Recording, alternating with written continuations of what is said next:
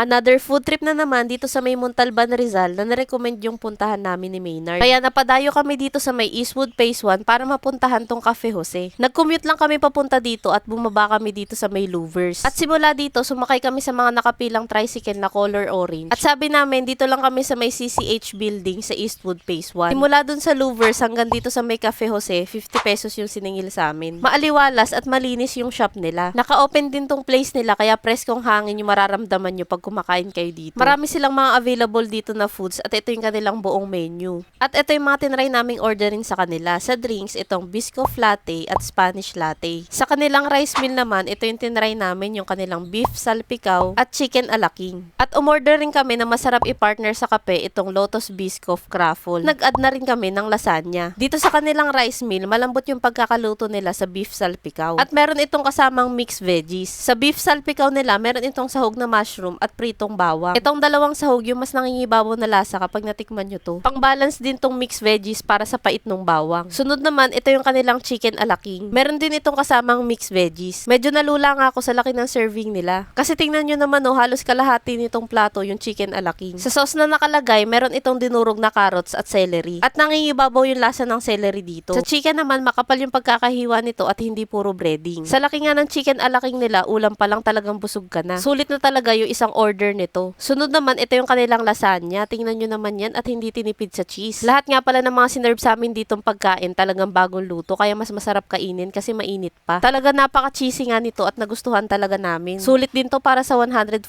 pesos. Kaya sa mga may hilig dyan sa cheese, try nyo to kapag nagpunta kayo dito sa may Cafe Jose. Kasi baka hindi nyo matigilan kumain ito sa sarap. Siya nga pala, kagaya na nabanggit ko kanina, nirecommend lang sa amin tong Cafe Jose na dayuhin namin. Salamat po sa pag-comment kasi may panibagong food trip na naman kaming nadiskubre dito sa may Montalban, Rizal. Napakasulit sa presyo ng mga pagkain dito kagaya nitong Craffle. Itong Lotus Biscoff nga pala yung pinili ko at marami pa silang available nito. Itong Craffle ay combination ng croissant at waffle. Ilang beses na ako nakakapag-try nito at talagang masarap. Hindi sobrang tamis yung pagkakatimpla nila kaya masarap i-partner to sa kape. Isa to sa marerecommend kong orderin nyo kapag napadayo din kayo dito sa may Cafe Jose. Napakasulit nga ng pagdayo namin dito kasi halos lahat ng in-order namin talagang masasarap. At ito naman yung total ng lahat ng in-order namin dito. Sa lahat nga po pala naman nare-recommend yung puntahan namin, nagbabayad po kami sa mga in-order naming pagkain. At biglaan lang kami nagpupunta sa mga ito para mapakita namin sa inyo yung actual serving ng pagkain. Maraming salamat po sa mga comment nyo kasi talagang masasarap yung mga nare-recommend yung dayuhin namin. At para updated pa kayo sa mga mapupuntahan namin ni Maynard, huwag nyong kalimutang i-follow ang aking mga social media accounts.